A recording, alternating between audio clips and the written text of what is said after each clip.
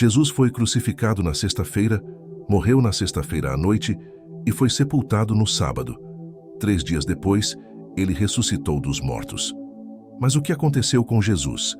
Onde Jesus foi nos 3 dias entre sua morte e ressurreição? E é exatamente sobre isso que vamos falar nesse vídeo fabuloso.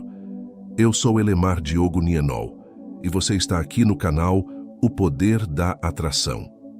Os 4 evangelhos de Mateus, Marcos, Lucas e João relataram que Jesus foi crucificado por cerca de 6 horas antes de falecer.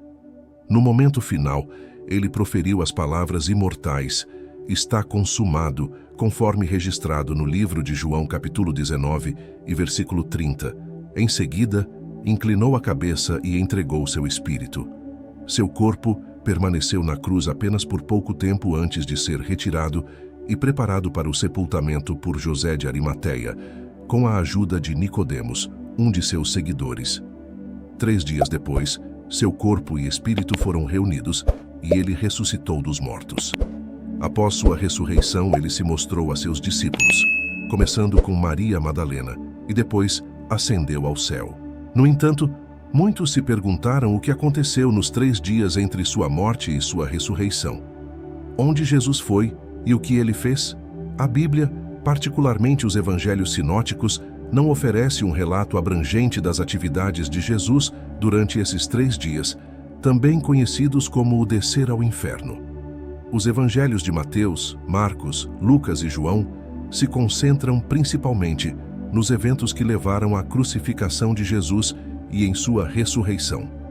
O período entre sua morte e ressurreição está mais enraizado em interpretações teológicas e tradições do que em narrativas bíblicas explícitas.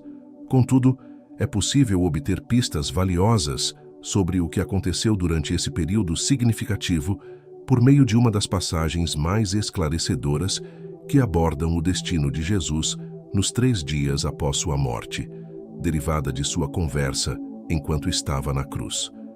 Conforme os relatos bíblicos, Jesus foi crucificado ao lado de 2 criminosos, e um deles fez um pedido especial a Jesus, solicitando que ele se recordasse dele quando alcançasse seu reino.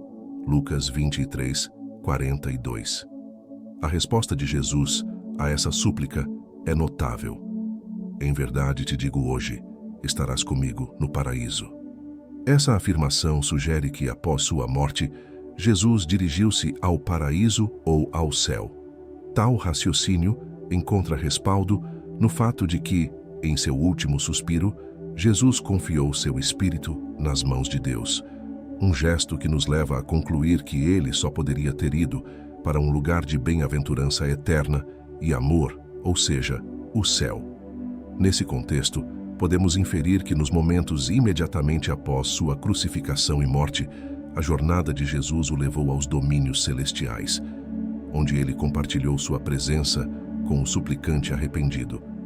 Essa dádiva de redenção revela a promessa de uma vida após a morte em comunhão com Deus. Ademais, ao entregar seu espírito nas mãos divinas, Jesus estabeleceu um elo inquebrável com o reino de Deus, assegurando a continuidade de seu propósito e ministério salvífico. Esses momentos finais na cruz, registrados nas Escrituras, ecoam o profundo significado da redenção e apontam para a natureza divina de Jesus. Sua resposta ao suplicante reflete uma promessa de esperança e salvação, ressaltando que, mesmo na morte, sua conexão com o céu permaneceu intacta. Esse episódio é um dos pilares fundamentais da fé cristã, pois demonstra a capacidade de Jesus de conceder a graça e a salvação a todos que buscam a reconciliação com Deus. Portanto, esses trechos bíblicos iluminam a compreensão de que, após sua morte, Jesus ascendeu ao paraíso, reafirmando sua missão divina de oferecer redenção e esperança, e cumprindo a promessa de uma vida eterna em comunhão com Deus. A mensagem transmitida por meio dessa passagem continua a nutrir a fé dos crentes e a inspirar a busca pela paz espiritual e salvação eterna. No entanto, um outro relato intrigante sobre o paradeiro de Jesus é encontrado em 1 Pedro 3, 18, 20. Este trecho enfatiza que Cristo suportou o sofrimento como um ato definitivo para a redenção, o justo pelos injustos, a fim de nos aproximar de Deus.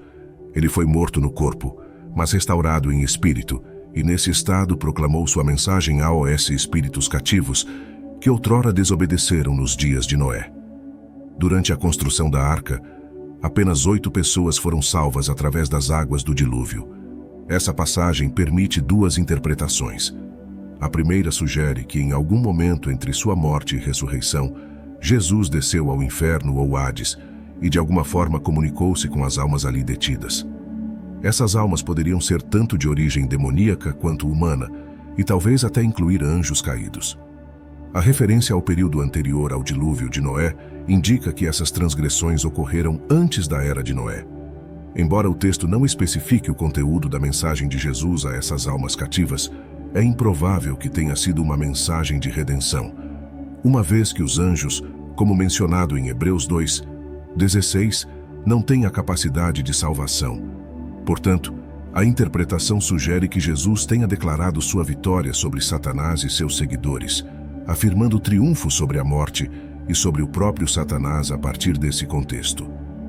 Uma outra passagem bíblica que lança luz sobre o que ocorreu com Jesus nos 3 dias entre sua morte e ressurreição é encontrada em Efésios 4:8-10. Esta passagem declara: "Por isso é que diz, tendo subido às alturas, levou cativo o cativeiro e deu dons aos homens. Ora, que ele subiu, senão que também desceu às partes mais profundas da terra? Aquele que desceu é também o mesmo que subiu acima de todos os céus, para encher todas as coisas." A interpretação comum desse trecho sugere que, após consumar a obra de salvação na cruz, Jesus reuniu todos os redimidos que se encontravam no paraíso e os conduziu para sua morada eterna no céu. Esse grupo de redimidos incluiria figuras notáveis como Abraão, Davi, Josué, Daniel, Lázaro, o ladrão da cruz, e todos aqueles que anteriormente haviam sido justificados pela fé.